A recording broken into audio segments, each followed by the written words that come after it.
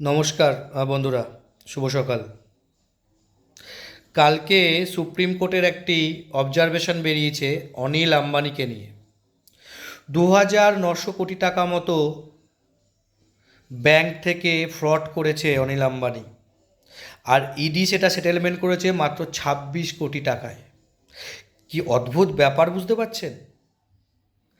আপনি ভেবে দেখেছেন কখনো, আপনি যদি ব্যাংক থেকে 1 লাখ টাকা লোন নেন আর একটা ইএমআই আপনি না দেন বা আপনি সেটেলমেন্ট না করেন প্রপারলি, আপনার ওপর কীরকম অমানবিক অত্যাচার নেমে আসবে জানেন আপনি?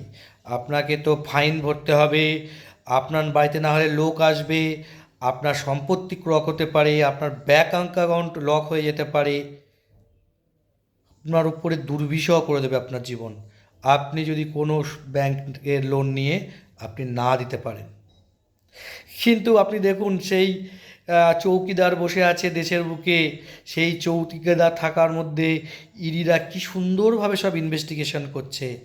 আমাদের দেশ থেকে পালিয়ে চলে যাচ্ছে বড় বড় ব্যবসায়ীরা টাকা মেরে, একের পর এক ব্যাংকগুলোকে ধসে পড়ছে, কিন্তু আমরা কিন্তু বিশ্বগুরু হয়ে রয়েছি এখন। আপনারা বিবেচনা করুন, আপনাদের চৌকিদার থাকার সময় আপনাদের যে এই ব্যাংকে গচ্ছিত টাকা যে রাখা রয়েছে, এ আমার আপনাদের টাকা, সেই টাকা নিয়ে গিয়ে ব্যাংক গিয়ে বড় বড় ব্যবসায়ীদের লোন দেয়। আর এই চৌকিদারের আমলে সেই ইডি সিবিআই তত্ত্বাবধানে